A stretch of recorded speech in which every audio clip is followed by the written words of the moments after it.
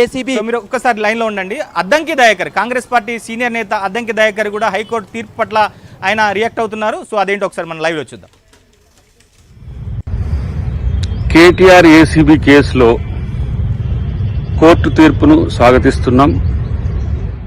అవినీతి జరిగిన దగ్గర అసలు విచారణే వద్దని చెప్పి కేటీఆర్ కోర్టుకు పోవడం అనేది అప్రజాస్వామికమని కోర్టు చెప్పడం దీనికి ఒక ఉదాహరణ. అన్నిటికంటే ముఖ్యంగా ఏంటంటే దొంగతనం చేసిన తర్వాత ఆ దొంగతనాన్ని దొంగతనం కాదు అని నిరూపించడానికి శతవిధాల ప్రయత్నం చేస్తున్న పరిస్థితి మనం గమనిస్తున్నాం. ఈరోజు మానవ హక్కుల కోసం పోరాటాలు చేసేటోళ్లకు కోర్టులు బాసటగా ఉంటాయి తప్పితే దొంగల హక్కుల కోసం పోరాటము, దోపిడీదారుల హక్కుల కోసం పోరాటం చేసేటోళ్లకు కోర్టులు, చట్టాలు సపోర్ట్ చెయ్యవనే విషయం కేటీఆర్ తెలుసుకుంటే మంచిది. ఇదేదో ఆ అవినీతి చేయకంటే ముందు, ఆ అక్రమం చేయకంటే ముందు ఉండాల్సిందనేది నా వ్యక్తిగత అభిప్రాయం, పార్టీ అభిప్రాయం కూడా.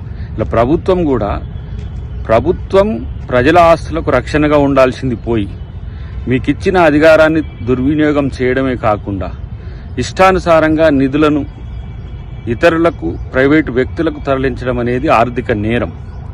అది ప్రజాప్రతినిధిగా ఉన్నప్పుడు ఆ ఇంత సోయిని మర్చిపోయి కేటీఆర్ చేసిన ప్రయత్నానికి ఈరోజు ప్రభుత్వం చర్యలు తీసుకోవడానికి వచ్చింది. దానికి కోర్టుల మద్దతు ఉండడం అనేది కూడా ఇది స్వాగతించాల్సిన అంశం.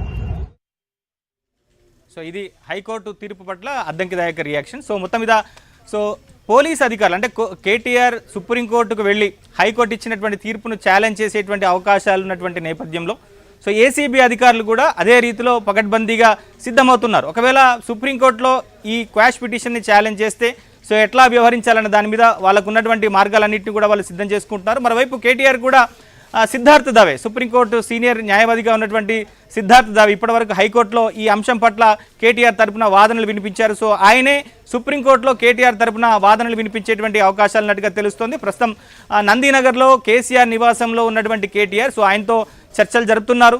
హైకోర్టు నుంచి ఈ తీర్పు కాపీ, సర్టిఫైడ్ కాపీ వచ్చిన వెంటనే సుప్రీంకోర్టులో ఈ హైకోర్టు తీర్పుని ఛాలెంజ్ చేసే విధంగా మరొక పిటిషన్ వేయాల్సిందిగా కూడా చెప్తున్నారు.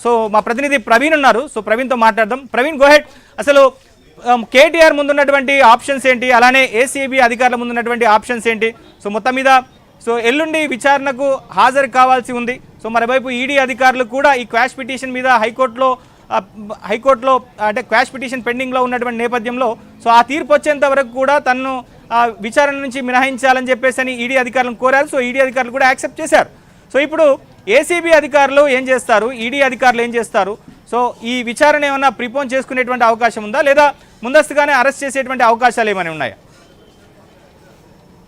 ఇప్పుడే మనకు సమాచారం అందుతుంది.